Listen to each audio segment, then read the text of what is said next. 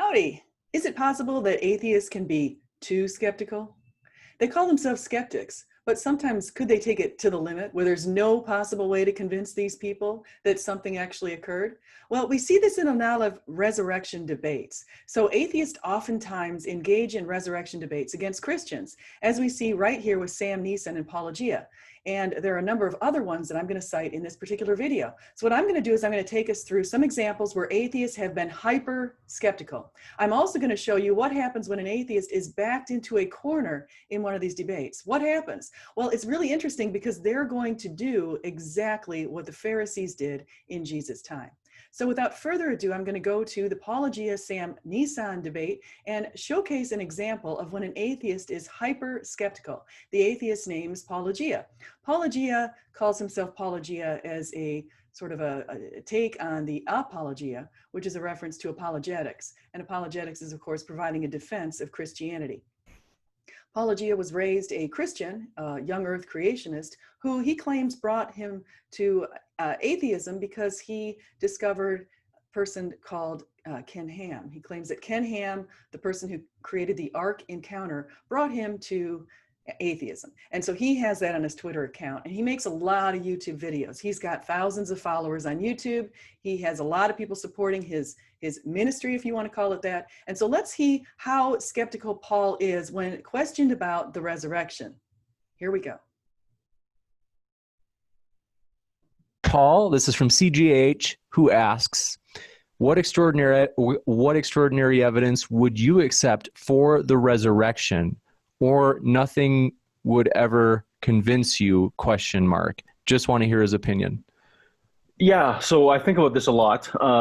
What would convince me? This is where I'm just being honest now. So I'm not a methodologist. I'm not a naturalist. I think that there might be a supernatural realm. I think that all those things are possible. Miracles are potentially possible. That said, for me, the requirement of evidence would be so high. So, for example, even if Jesus appeared to me right now, like he appeared to the Apostle Paul, and some people suggest I should change my name to Saul just to be, just to have the flip effect there. I would first question my own mental faculties. Okay, so even if Jesus appeared to him, his first step is to question his mental faculties. Now let's see what he says next. First question whether this vision that I saw was really real versus. So if I'm being honest, like that, I'm not even sure that would do it. I guess my standard answer is, I don't know. But if there is a God, God knows what it would take. And he has chosen, for whatever reason, not to supply that to me, and or to make my brain require a level of evidence that he's not willing to provide. He's essentially shifting the ball into God's court, and he's even going to admit this in just a moment. And that, for me, that puts the ball in God's court for me. And I think a lot of Christians would actually agree that no one's saved by the evidence. You're saved by, the Holy Spirit and all those kind of things. So that's probably consistent with the Christian worldview. So as you can see, Paul is an example of a hyper skeptic. When he's backed into a corner, he comes up with the I don't know answer. But prior to that, he's claimed that no matter what Jesus did, even if Jesus appeared to him, he is going to take the skeptical position of first saying now he's going to question his mental facilities. Now, he's also going to question whether or not he saw the vision. So let's go on to the next one. We're going to talk about a person who did not acknowledge that miracles can occur. And this was in a debate that I had. So we're going to get into that in just a moment. Stay tuned. But before that, I want to mention that I give Paul credit for the fact that he said it is possible that miracles could happen. Now, Tom Jump is another internet atheist, and he is someone who's also pretty popular. He likes to get in a lot of debates. He's actually in a ton of debates. If you just search his name, T-Jump or Tom Jump, you're going to find him in all kinds of different debates on all kinds of different topics. Now, I debated him on Easter Sunday this year, on the resurrection. And we discussed whether or not Jesus resurrected from the dead. And so I presented Tom with the minimal facts along with prophecies and some other reasons to give a lot of weight to the idea that we should believe what the apostles said. So I gave him the idea that, okay, well, we know that Jesus lived. We have a lot of extra biblical, even hostile sources supporting that. We've got 9 extra biblical sources. We know that he had a ministry. We know that he committed miracles, and that was even evidenced by 3 extra biblical sources that were hostile, who pointed out that he was a miracle worker or a sorcerer or those sorts of things. We also know that he died, he was buried, he was crucified under Pontius Pilate. This is evidenced again from people such as Tacitus and Josephus. We also know that his disciples said that after 3 days that he rose from the dead. Okay, that is something also evidenced by Josephus and by others outside of the Gospels and the epistles. And we also know that the disciples preached for him for decades, despite being persecuted heavily. They were chased, they were beaten, they were stoned, they were jailed. All sorts of different negative outcomes occurred because they preached for Jesus and they refused to recant. Now, was that how it was from the beginning? No. In the beginning, while Jesus was being crucified, the apostles were afraid. Peter denied him 3 times and then went into hiding with almost all of the other apostles. The only ones who stayed outside from hiding were the women who were standing at Jesus' feet, witnessing the resurrection, and John, his beloved disciple. And so they were brave enough to stand outside. However, the rest of them were in hiding. And so what brought them out of hiding? Well, we know from 1 Corinthians 15 that Jesus made appearances. He made multiple appearances over a period of 40 days to multiple people. He first appeared to Mary Magdalene and the women. He appeared to Peter, and then he appeared to the 12. Okay, they called him the 12. Those are the disciples that were close to Jesus, who were male. Then he appeared to James, Jesus' half-brother. And then he appeared to Paul, the one abnormally born. That's really just to say that Paul was not in the initial group of disciples. However, he had an experience on the road to Damascus. That's what Paulogia was referring to. And so he had an experience where Jesus said, Saul, Saul, why do you persecute me?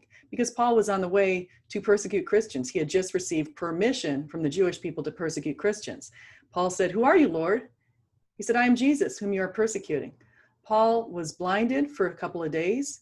He eventually got his eyesight back through a miracle, and then he went out and preached for Jesus for decades. He wrote the majority of books in the New Testament, and he is considered one of the strongest, most ardent believers in Christianity.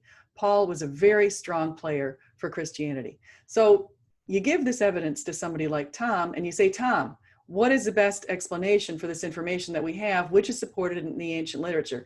Let's hear what Tom has to say. Now, we have other theories, so let's hear what his theories are.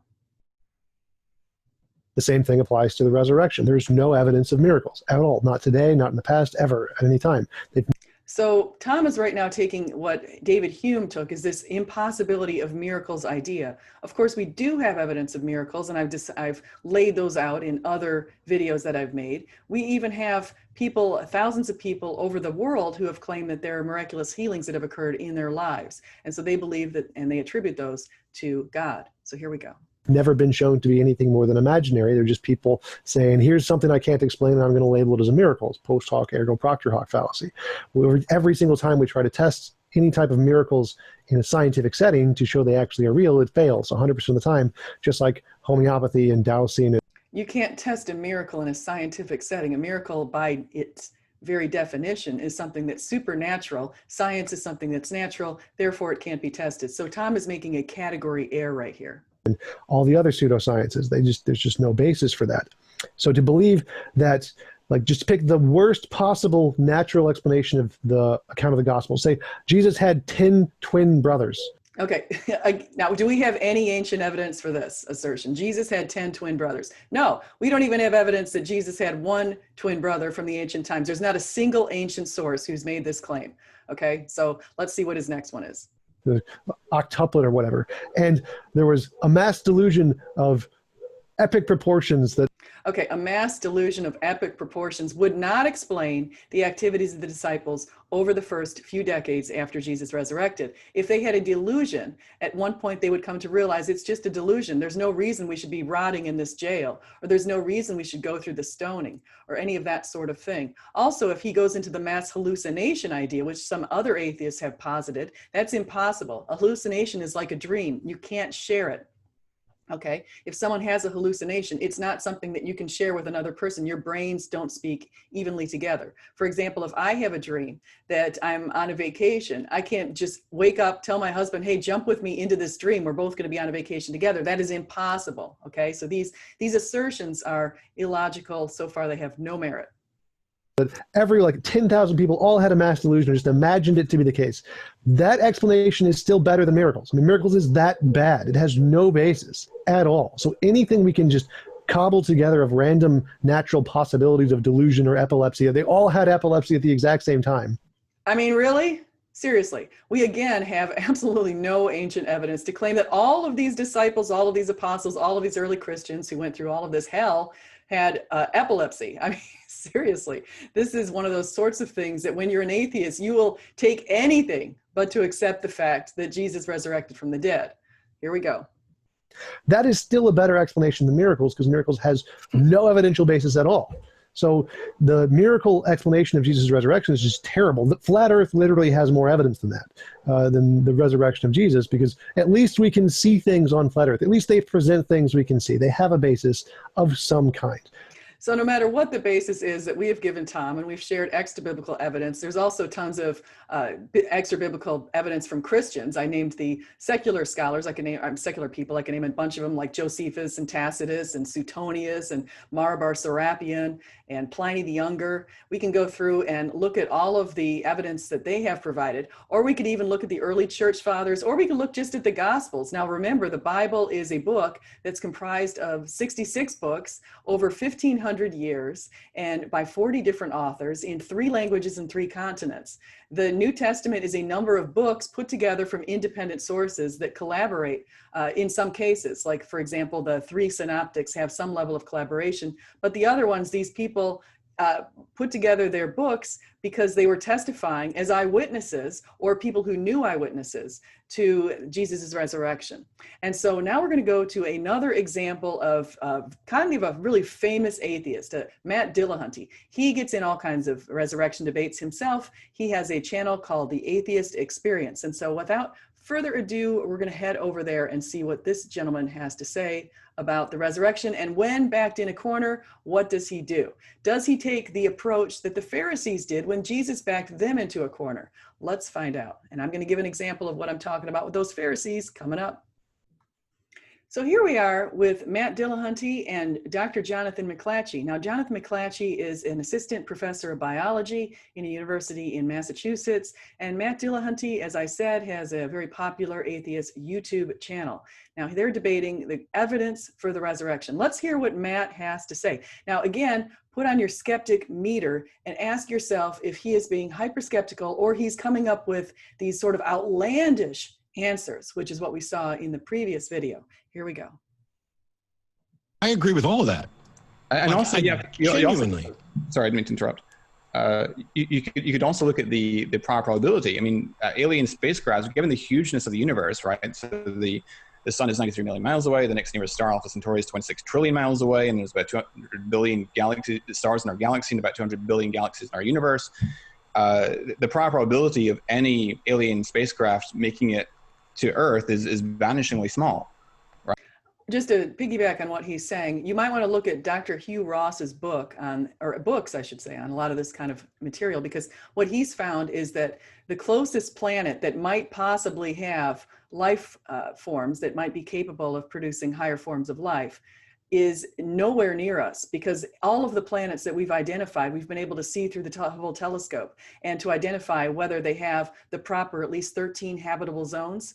All of them do not. So there's one planet apparently in sight that has 2 habitable zones. Now these planets are so far away, so many light years away, that there's no possible way. It would take over 20,000 light years for somebody from outside of this area to reach us as a higher life form. So it's virtually impossible for any aliens to visit our planet unless they figured out a way to live forever. Okay, so we do have a proposition for the fact that some people have made these claims, that the government is now investigating, apparently under the Trump administration, is investigating this idea of alien spaceships and the like. again, they would have to, number one, not be the same exact natural carbon-based life forms that we are if they're going to be able to survive such a long trip. Number two, that means spiritual. And number two, they would have to essentially be eternal because they'd be living thousands of years. Okay, so that leaves us with spiritual dimension to these other life forms. But that's going beyond what we're going to talk about today. So let's hear what else we have Matt Dillahunty say. Right. No, I'm not necessarily convinced it's vanishingly small. The Drake equation shows the likelihood. I don't think we've been visited by aliens at all. However, no matter how small it is, because it is a natural event that doesn't make any sort of appeal to anything beyond the natural world, how could we not determine that a natural explanation that posits nothing particularly that would violate the laws of physics is somehow less likely than something that does violate the laws of nature as we understand them? And when we have zero, like, if I were to ask you, how many...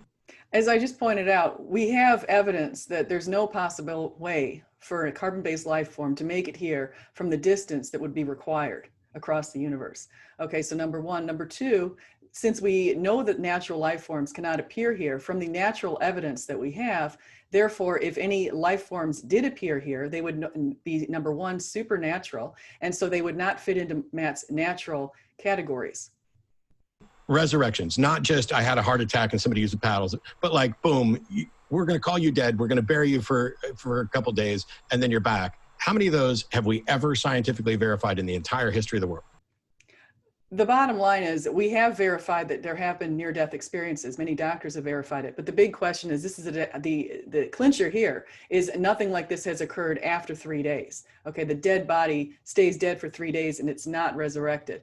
That is the crux of Christianity. St. Paul said, if we did not have the resurrection, we would not believe in Christianity. The very definition of Christianity is this is by miracle. A miracle occurred, and that's what convinced the apostles to do what they did. Even though Jesus performed miracles in front of them, they still were hesitant to go all in for him. As we saw by Jesus, we saw when Jesus told Peter that Peter was going to deny him 3 times, and Peter did deny him 3 times. So of course we expect that this is outside of the norm. That's why Christianity formed. That's why by 313, when Christianity was finally given legal status under Constantine, there were 5 to 6 million adherents at that point who were worshiping despite having any legal protections, and who sporadically had been beaten, jailed, beheaded, crucified, torched. I mean, read Tacitus's account of how Nero treated these people. They were really treated in a horrible way. Or read Pliny the Younger. He's another very hostile witness towards Christianity. And Pliny said that he would interrogate Christians, and those who would not recant were killed. Okay, so he killed those people, and he got permission to do that and acceptance from people like the Emperor Trajan. So here we go with Matt's assertions. Of supernatural events? I don't care whether it's supernatural or not. I don't care how the resurrection supposedly happened. This is the mistake that Lacona made when we were doing this debate, is he goes on and tries to demonstrate that reality has a supernatural realm. That's irrelevant. How many times throughout history has someone been verifiably dead, medically determined to be dead, buried for a couple of days, and then comes back to life that we can actually verify? And we have verified it. We have a ton of information. We've got thousands and thousands of ancient documents supporting that Jesus resurrected. Now, just because someone wants to have their hyper goggles on and to be able to blind themselves to this kind of stuff doesn't mean that it didn't occur. We have the evidence, despite the fact that Matt doesn't want to believe in it. Hey, I'm so sorry. You were cutting out a lot there. I think it's at your end. I think you're back now. I'm sorry. Can you hear me now? Again. Yes, I can. Mm-hmm. Sure. How many times in history have we scientifically verified a resurrection? Well, what do you mean by scientifically? Have we shown this person was definitely dead for several days, and then is now alive again? How many times has that happened that we can verify? I would say 1 that we can verify, and that would be Jesus. And I would say 0, because there's absolutely nothing about a handful of first century books claiming that it happened that provides any sort of scientific evidence that it did happen. Okay, so Matt's just taking the skeptical, I'm not going to believe anything that's written in these books. They're from the first century. That would, of course, write off a lot of history. If you're not going to believe anything written in the books of the past, you're going to be writing off a lot of history. Okay, so that is just a hyper-skeptical position. So let's see what else Matt has to say. We're going to take a look at another debate that Matt had to take a look at the hyper-skeptical position of many atheists, and that's all we're seeing right here. Before we get to Matt's hyper-skeptical response here, we're going to take a look at Pastor Mike Winger's debate with Matt Dillahunty. And I'm going to present to you Mike Dillahunty's portion and then Matt's response. And this was on the Cameron Bertuzzi's channel. So we're going to go ahead and take a look at that. And his channel's called Capturing Christianity. So we're beginning here with Mike Winger. Mike is also has a very good internet presence. He has about 150,000 subscribers right now. In fact, when I met him, I think he had around 70,000 subscribers. So he has really come a long way. I think he said 4 or 5 years ago, he had only about 10,000 subscribers. So clearly God has blessed him. And I think the reason God has blessed him is because his message is very clear. So take a look at what Mike presents here and ask yourself if this seems pretty reasonable as far as the evidence for the resurrection. Here we go. There's a large amount of external evidence that keeps confirming the truth of Christianity. And I'm talking about philosophy, history, science, prophecy, etc. So while you can believe because of your experiences, there's also support through evidence, and that's what I'm planning to present today. So I'm going to give a two-part case for the resurrection of Christ, why I think it's reasonable to believe Jesus rose, based upon, like I said, 2 parts. The first part is facts of history. So these are like things that we can say very likely did happen in the first century. In fact, when I say facts, that's what I mean. I mean, these are things that very likely did happen in the first century. We're going to pool these things together and we'll have 12 facts that we can work with. And then the second part is to say, what's the best explanation of these facts? So like detectives will look at the facts and ask what best explains these facts. And this will be our common ground, hopefully. So let me establish the common ground. That's the first chunk of what I'm doing. That's why I wanted so long, my intro is to establish a large number of facts. So first, let me say this. None of these facts that I'm giving you are miraculous. None of them are miraculous in nature. And they're all well evidenced. There's specific lines of evidence supporting each fact. And historians of all stripes, atheist, agnostic, Jewish, Christian, they generally agree on these facts. There's majority agreement, at minimum, majority agreement, in some cases 99% agreement on these facts of history. So let's go through them. What I'll do right now is I'm going to share my screen, and I want to give you guys the visual of these facts.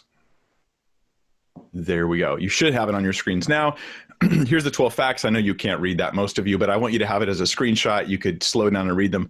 I will summarize them in a much smaller fashion now, like this. Okay, so the first fact is that Jesus died by Roman crucifixion. Bart Ehrman, the atheist, he says this is one of the most certain facts of history, that Jesus was crucified on the orders of Roman prefect of Judea, Pontius Pilate. He offers 11 independent sources to support the death of Christ in this fashion. I could quote atheist after atheist that actually support this idea, who are historians and scholars in their fields. The second fact, if I can get my thing to scroll down, there we go. The second fact is that soon after the crucifixion, the disciples lost hope. They were discouraged, they were bereaved, they were despondent. They thought that everything was over. And there's no wonder, because they saw the death of Christ as proof that the Jewish leaders were right about Jesus, that this guy was obviously from the enemy and not from God. And the impact this would have would be the end of the movement, as it ended every messianic movement in the first century when the guy died. The third fact is that he was buried most likely in a private tomb. This is connected to the fourth fact, which is that Jesus' tomb was found empty soon after his internment. Now, of all the facts I'm going to share with you guys, these two, the entombment and the empty tomb, are the least supported by scholars. So I'm putting that out there, right? About 75% of scholars will agree with both of these. So there's still majority support, and it's across various worldviews. It's not just Christian or evangelical scholars. But I'm going to build a case for it. So let me give you 6 lines of evidence that support the empty tomb. The first one is this. It's multiply attested. We have it in multiple sources, in Matthew, Mark, Luke, John, as well as pre-Markan accounts, the pre-Markan source material for Mark, sermons and Acts. We have it in that content as well. We have it suggested in the writings of Paul. So we have multiple sources attesting to this, early sources as well. Number two, it's enemy attested. We can get into more in this in the back and forth. I just want to get this on the table for discussion. It's enemy attested. In Matthew 28, we have the enemies of the Christians, of the early Christians. What they say about the death of Jesus is that his tomb is empty because it was robbed by the Christians. They stole the body. This continued on into the 2nd century. In Justin Martyr, we hear it. In Tertullian, we hear it. And in Celsus, the critic of Christians, he mocks Christians and says they stole the body. So when the enemy polemic accepts the empty tomb, I think we can say that it's very likely that it happened, which leads us to the third piece of evidence supporting it. There's no competing story. There's no story from the 1st century even suggesting something other than this happened. And we have multiple sources, including enemy attestation, that it did. Number 4, we have the testimony of women.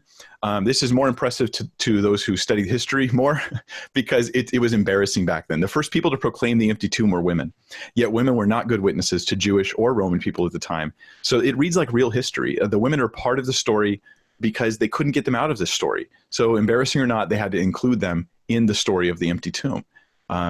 Richard Bauckham's done really great work in his book, Jesus and the Eyewitnesses, on this as well, that helps support the eyewitness account of the women. Number 5, Joseph of Arimathea seems historical. Joseph of Arimathea is the guy who buried Jesus. He put him in the tomb.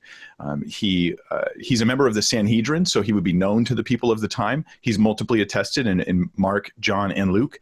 He's local to the area. Arimathea was likely 4 to 5 miles northwest of Jerusalem. And so it would have been testable by the people in the area. And it was embarrassing that a Sanhedrin member actually helps Jesus when the disciples have fled. So when people admit embarrassing things, these things are more likely to be true when you're reading a historical account, or anybody's account for that matter. And finally, the 6th reason I'll give for the empty tomb is archaeology. We found 3 kinds of tombs from the time of Christ that have been discovered, and Jesus's tomb fits one of those kinds. In particular, it's the most expensive kind, which was known to be owned by, get this, people like members of the Sanhedrin. Think about this. We have archaeological verification that the empty tomb story is historical in nature. Jody Magnus, who actually works at the same college as Bart Ehrman, she's an expert on Jewish burial practices. She says, the gospel accounts describing Jesus' removal from the cross and burial accord well with archaeological evidence and with Jewish law. So the conclusion is that it's supported by 6 different arguments, and I actually don't know of a good argument to refute the empty tomb. And people I talk to don't know one either, even scholars I've asked. They don't know of a single good argument or evidence-based argument, just ad hoc stuff, but nothing based on evidence like these are. G.H. Van Dalen concludes it's extremely difficult to object to the empty tomb on historical grounds. Those who deny it do so on the basis of theological or philosophical assumptions. You could look at the work of Bart Ehrman, for example, in that. So number 5, let's go to the next one, which is the appearances. The 5th fact I'll say is well evidenced from history is that the disciples had individual and group experiences that they believed were actual appearances of the risen Christ. We have accounts of 2 people seeing Jesus, 7 people, 11, multiple times where the disciples as a group did, 500 at once, according to Paul. In 1 Corinthians 15, Paul, he knows these people, and personally, he visited them, and he's relaying as what was known and said by them all along, that he appeared to Peter, and he appeared to James, and he appeared to the 12. So this is multiple attestation in different sources. In fact, these sources are in and outside the New Testament. We have other early accounts like Clement of Rome, Ignatius, Justin Martyr, that also say, yeah, there were these group appearances, whatever you want to say they were. If you want to call it, they were somehow delusional, but it happened in a group. They all seemed to be seeing it, and it convinced them that Jesus rose. Gerd Ludemann, who's an atheist and a lead critic of the resurrection, he says, it may be taken as historically certain that Peter and the disciples had experiences after Jesus' death in which Jesus appeared to them as the risen Christ. Mike Licona says this conclusion about the appearances is granted by a nearly unanimous consensus of modern scholars and may therefore be added to our historical bedrock. See, this is important because when we talk about possible explanations for these facts, we can rule out hallucinations, because by nature of the fact that hallucinations don't happen in groups like this, and we can actually quote, I can quote sources in our discussion back and forth, hallucinations just don't happen in groups in this fashion. So this would be difficult to overcome. Let's add another one. Due to the experiences, the disciples' lives were thoroughly transformed. These appearances, they transformed their lives, even being willing to die for the belief that they had seen the risen Christ and he'd physically risen from the dead. Again, this is actually not controversial. Persecution in the early church is attested to by multiple sources, Christian and non-Christian, and we have especially strong historical support for Peter, James, and Paul. Yeah, for some of the apostles, we're not sure how they may have died, but we have strong support they were generally persecuted, and specifically Peter, James, and Paul died of martyrdom. Why is this important? Because being eyewitnesses means they're in a position to know if they had really seen those things. Seeing it in group Hey, Mike. settings, yeah? Real quick, sorry to interrupt. It looks like we've stopped at empty tomb. That's the last thing that we see on the slides. Oh, sure. Yeah, I'm not sure why that is. I did test this ahead of time, I promise.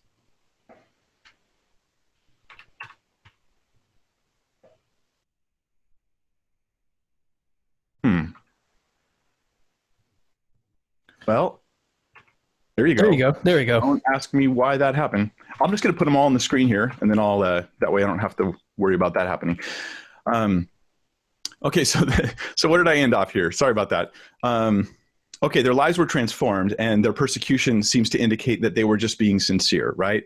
When they were willing to suffer, it means that they were telling the truth. Paula Fredrickson, who's not a Christian, she asserts that the disciples' conviction that they'd seen the risen Christ is part of historical bedrock, facts known past doubting.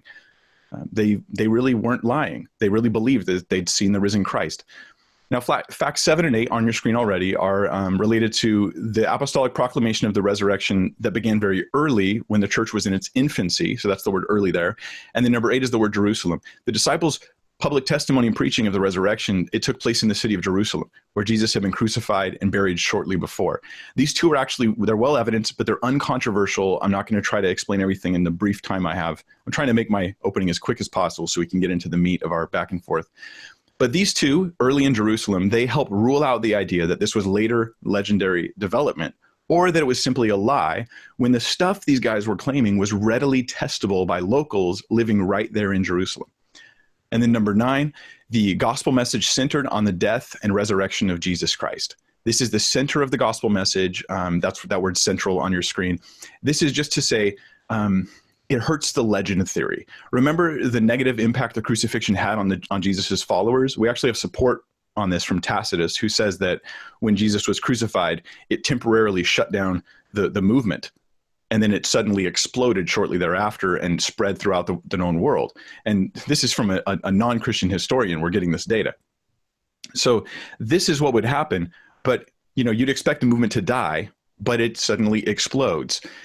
I just want to point out something. Gamaliel, who was a very prestigious Pharisee, also said in Acts 5, as reported in Acts 5, he talked about the capture of Peter and another disciple, and he basically said that they should let him go. He told the other Pharisees, please let them go. And he referred to 2 other movements that had started by 2 other people who had been claimed to be the Savior, claimed to be the Messiah. And when those 2 people's movements died, was when they died. So he said, if this movement is by God, you will not be able to stop it. And so, of course, we see what happened with Christianity. Right now, we've got over 2 billion Christian adherents around the world.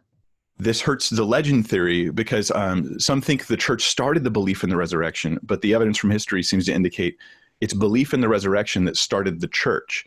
It was the events around the death and resurrection happened before the church exploded. Maybe I can put it that way. And then number 10, Jesus's movement was characterized by religious significance. That's the word religious there, which might seem odd to see it on your screen right there. Jesus, though it's generally accepted, Jesus was a miracle worker. Jesus was an exorcist. And Jesus saw himself as, quote, God's eschatological agent. This is not controversial, right? This means Jesus thought he was fulfilling prophecy. That's what that means. He thought he was fulfilling prophecy. And when you look at Psalm 22, Isaiah 53, it looks like Jesus did fulfill prophecy.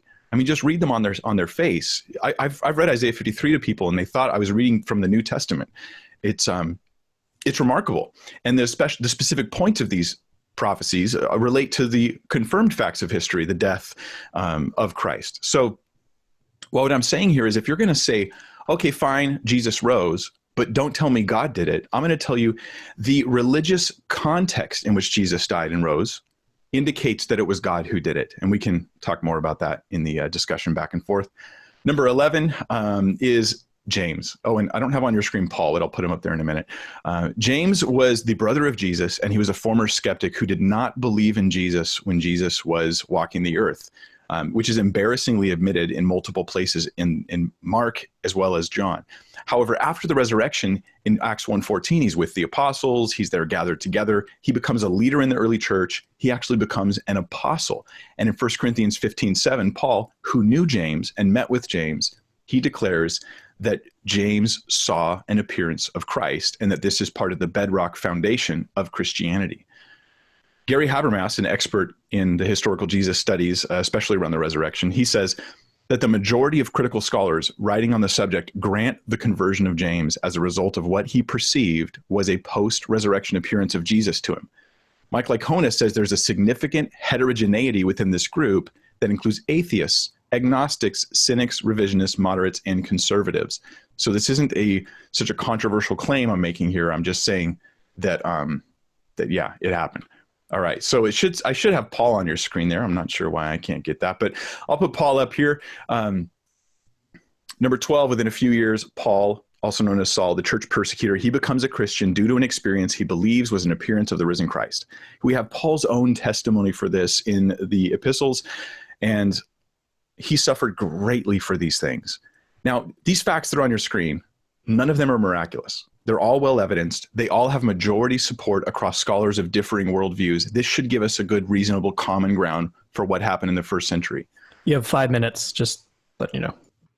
Okay, so I just wanted to talk about that. So Mike presented a lot of pieces of evidence, and what he's going to go on to do is he's going to offer the hypothesis against that, but then he's going to refute each of those very systematically.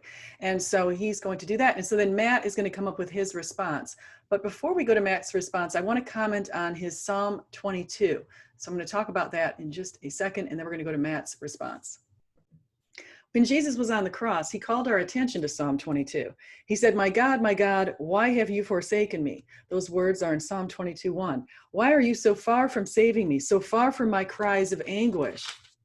My God, I cry out by day, but you do not answer. By night, but I find no rest.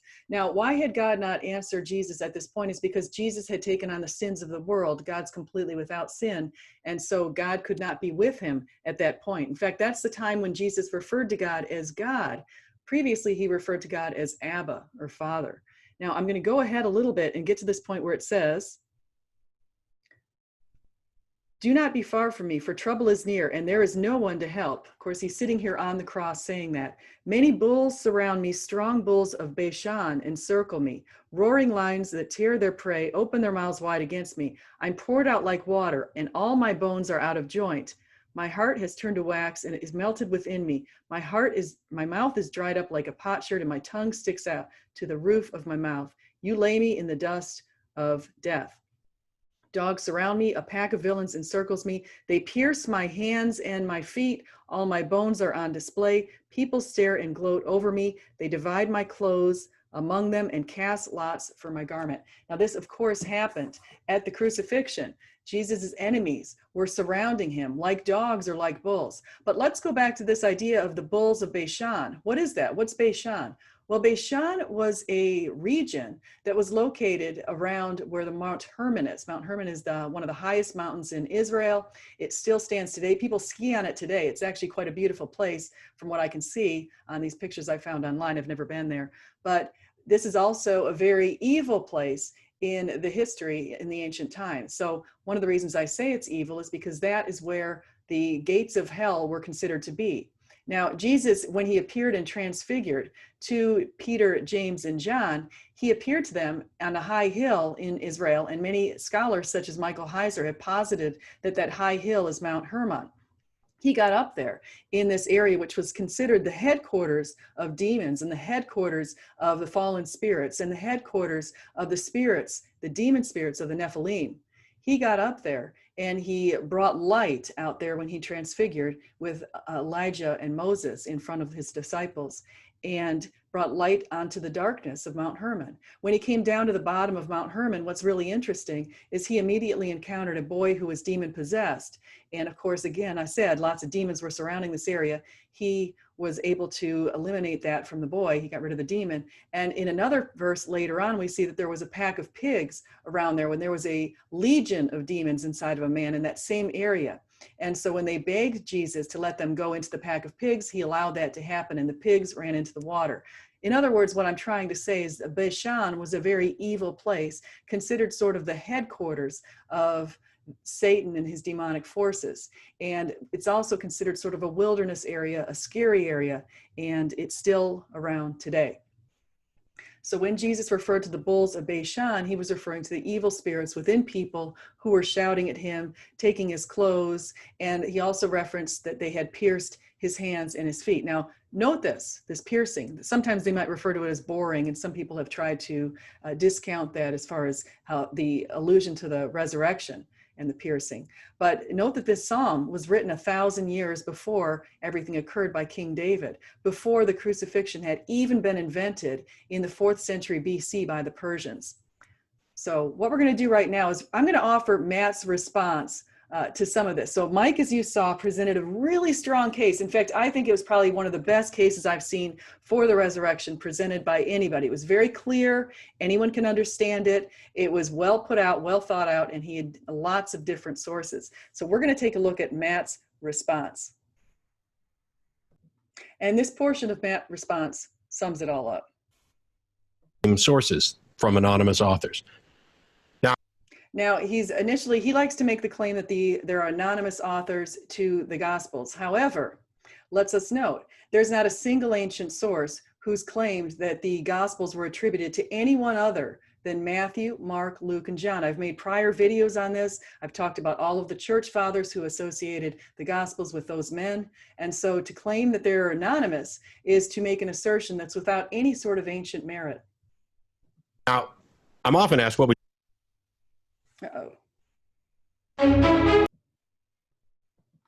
Now, I'm often asked what would change my mind about this or any number of things. And as Mike alluded to, I've said, I have no idea what would change my mind.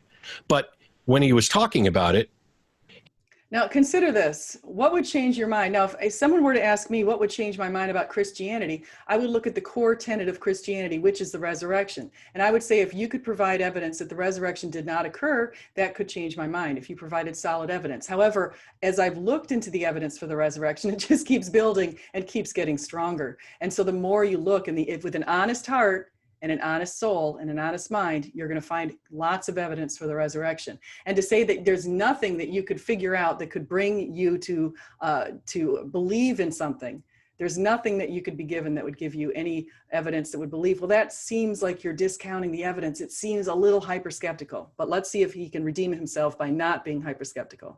He said that that was equivalent of saying nothing could convince me, and that is absolutely false. My inability to understand or express what could or should change my mind is not the slightest bit a claim that nothing would change my mind. I will believe anything for which there is sufficient evidence. The problem is that the very nature of the claim and the fact that there is no way for me to test or investigate the supernatural, there is no other example of a resurrection, means that I am simply incapable of telling you exactly what sort of evidence would convince me. And it's partly because of, Arthur C. Clarke's note that any sufficiently advanced technology is indistinguishable from magic. I don't know what it would be. That's humility. That is not a closed mind. Okay, so he came up with his idea that he doesn't know. And this calls to mind something the Pharisees said. If you've read the Gospels, you noted that the Pharisees were constantly following Jesus around, and they were always trying to stump him and throw him questions. And they wanted him to falter. They wanted to find him working on Sunday. They didn't agree with this idea that he was actually healing people on Sunday. And Jesus was always able to get over their assertions and get past them. And he was always able to sometimes escape from them. So here's the authority of Jesus questioned in Matthew 21:23. Here's what it says. Jesus entered the temple courts, and while he was teaching, the chief priests and the elders of the people came to him. They said, "By what authority are you doing these things? And who gave you this authority Jesus replied, I will also ask you one question. If you answer me, I will tell you by what authority I am doing these things. And here's the question. John's baptism, where did it come from? Was it from heaven or from human origin? They discussed it among themselves and said, if we say from heaven, he will ask, then why didn't you believe him? But if we say of human origin, we are afraid of the people, for they all hold that John was a prophet. So they answered Jesus, we don't know. Then he said, neither will I tell you by what authority I am doing these things. We don't know. We don't have enough information. We think the ball is in God's court. We are holding our level of skepticism to the highest level possible. So it is impossible to penetrate our skepticism with all of the evidence that you present. Now, you have seen really good evidence presented here by Mike Winger. He's just one of many Christian apologists who really do a great job of sharing the good news. The others that I showed here in this video, I'm one of them. I mean, I'm another apologist that works hard to share the good news, but of course, also there are many other better ones who are out there. But we also have people like Sam Nissan, we saw a little bit earlier, and Jonathan McClatchy. So I hope you enjoyed this video. I hope you'll like and subscribe, and please do come again. My next video is probably going to be not until Monday, because I have to work all through the weekend teaching an EMBA class. But my next video is going to be Monday. We're going to talk about the Electoral College and whether it's still needed in the United States and whether it's outdated. We're going to verse that with the idea of just having a popular vote in the United States, as we are in an election year with Donald Trump and Joe Biden neck and neck. So I hope you'll join us. I'm going to be with Andrew Strutelites. We're going to discuss that. So please come back. If you're not going to come to that one and you want to see something a little more on the religion line, be sure to save the date for September 16th. I'm going to have Dr. Michael Heiser on, and we're going to talk about a number of his books. I alluded to some of the information from one of them today, Reversing Herman. We're also going to talk about the Unseen Realm and his books on First Enoch. So stay tuned for that. Please come and join us. And again, please like, subscribe, share this with your friends. Talk to you soon. Bye-bye. And remember, Jesus is the way, the truth, and the life. No one comes to the Father but through the Son. Bye-bye.